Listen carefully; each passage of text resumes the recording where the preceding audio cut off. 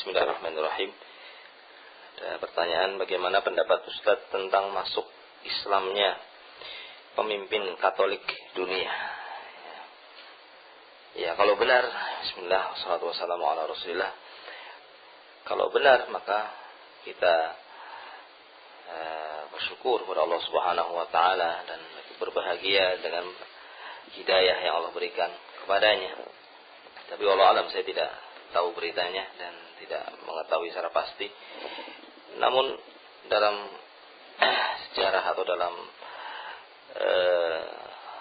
berita-berita yang kita dapatkan, banyak di antara para pemimpin-pemimpin Nasrani, orang-orang Nasoro yang masuk Islam, terutama yang di antara mereka yang mau mempelajari agama Islam. Ada di antara mereka yang dari ahli ibadahnya atau orang yang betul-betul ingin berilmu tentang agamanya. Ketika sudah menjadi tokoh, semakin tahu tentang kesalahan agamanya. Justru semakin dia tahu agama yang dia peluk dari agama Nasrani atau yang semisalnya, dia semakin tahu kesalahan agama tersebut. Semakin tidak bisa memahami apa yang disebutkan dalam kitab yang dibaca. Karena memang kitab-kitab yang ada pada agama mereka semuanya sudah berubah. Kitab Injil, kitab Taurat yang ada sekarang ini semuanya bukan kitab yang dulu diturunkan kepada Nabi Musa, bukan yang dulu diturunkan kepada Nabi Isa alaihi wassalam.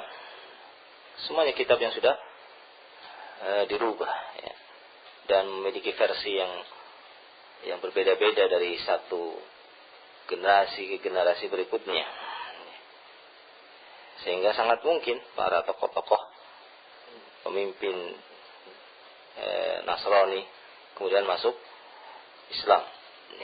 Berbeda dengan kaum muslimin. Kaum muslimin biasanya yang tidak tahu agama atau yang tidak punya dunia karena kebodohan agamanya, dan juga karena fitnah dunia, akhirnya pindah agama. Kalau orang-orang agama lain yang pindah ke Islam biasanya karena ilmu, karena semakin tahu Islam dan semakin tahu salahnya agamanya, karena dia adalah orang yang betul-betul mempelajari, sehingga dia semakin tahu bahwasanya agama yang dianutnya adalah agama yang sudah menyimpang, bukan agama yang dulu dibawa oleh Nabi Isa, bukan agama yang dulu dibawa oleh Nabi Musa. Kitab yang dibaca ternyata bukan kitab yang dulu diturunkan kepada Nabi Isa dan bukan kitab yang diturunkan kepada Nabi Musa alaihi wassalam.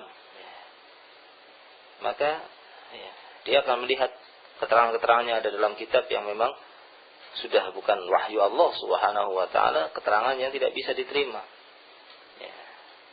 Tidak bisa diterima secara kenyataan, secara akal, bertolak belakang, saling bertentangan keterangannya.